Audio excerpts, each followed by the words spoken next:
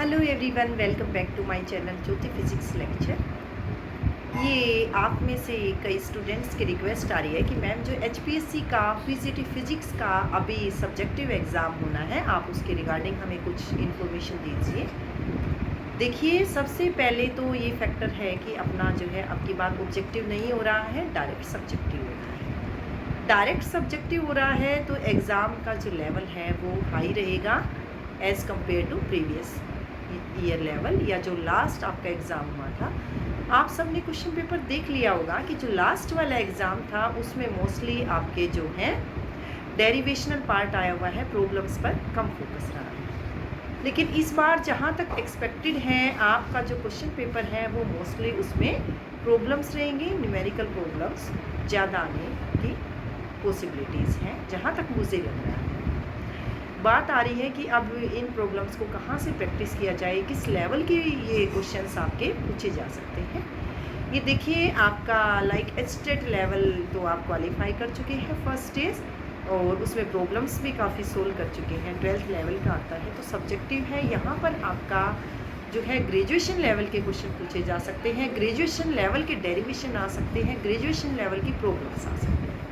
Estate में आपका most focus जो है मेनली आपका किस पर रहता है, 12th लेवल के क्वेश्चंस पर रहता है। यहाँ आपका ग्रेजुएशन लेवल के क्वेश्चंस पर रह सकता है, और आप प्रैक्टिस जैसे कर सकते हैं। एमएससी फिजिक्स के एंट्रेंस लेवल होते हैं, लाइक काफ़ी यूनिवर्सिटीज़ के होते हैं। आपको क्वेश्चन पेपर भी मिल जाएंगे, आपको साइट पे भी मिल जाएंगे, मेरे भी सॉल्यूशन मिल जाएंगे।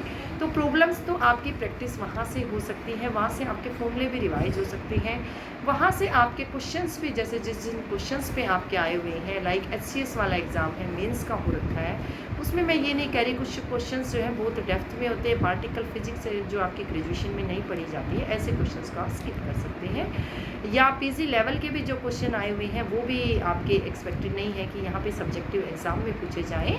जो बेसिक क्वेश्चंस हैं आपके, लाइक क्वांटम मैकेनिक्स से मैं बता दूँ आपको, वन डायमेंशनल बॉक्स है, लाइक आपका हार्मोनिक ऑसिलेटर है, ये दोनों काफ़ी इंपॉर्टेंट टॉपिक्स हैं। तो यहाँ से आपके क्वेश्चंस आ सकते हैं। बाकी आपसे डेरिवेशन भी पूछे जा सकते हैं, एनर्जी लेवल निकालना है, आइगन फंक्शन निकालना है।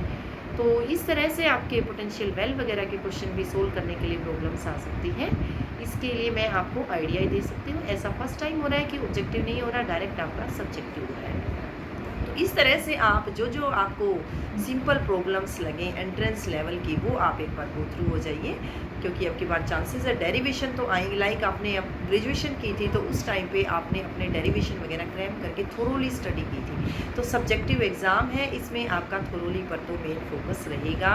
ये नहीं होगा कि आप कोई टॉपिक छोड़कर चले गए, आपने थोरोली नहीं पढ़ा, जस्ट फॉर्मूला पढ़ लिया, वो आपके लिए यूज़फुल बिल्कुल नहीं रहने वाला है। जैसे कि मैंने लास्ट टाइम का भी क्वेश्चन पेपर देखा था, उसमें भी आपने डेरिवेशन वगैरह आपका अच्छा पूछा हुआ है। तो अब की बार एक्सपेक्टेड है कि डेरिवेशन ना होकर आपके पास जो है न्यूमेरिकल प्रॉब्लम्स पर फोकस रहे। और शायद लास्ट टाइम आपके 18th में 15 क्वेश्चन अटैम्प्ट करने को बोले गए थे, तो आपके पास ज़्यादा ऑप्शन भी नहीं होंगे कि आप छोड़ सकते हो। तो आपको जो है इससे गो थ्रू प्रॉपरली होना पड़ेगा। ग्रेजुएशन वाला सिलेबस आपको टिप्स पे करना है, जो आपका ग्रेजुएशन का लाइक पास कोर्स का सिलेबस है। ज़्यादा डेप्थ में भी आपको जाने की ज़रूरत नहीं है। तो आप क्वेश्चन को उठाइए, जो आपके डेरिवेशन बन रहे हैं, प्लस उसके रिगार्डिंग प्रॉब्लम्स आपकी एंट्रेंस एग्ज़ाम से आपको आइडिया हो जाएगा कि उसके रिगार्डिंग आपकी प्रॉब्लम्स कहाँ कहाँ से बन रही हैं। तो इस तरह से आप अपनी तैयारी कर सकते हैं। इसी तरह से मैं लेक्चर अपलोड करती रहूँगी। आई होप ये सजेशंस मेरे आपके लिए यूज़फुल रहेंगे। आप मुझे कमेंट सेक्शन में बता सकते हैं।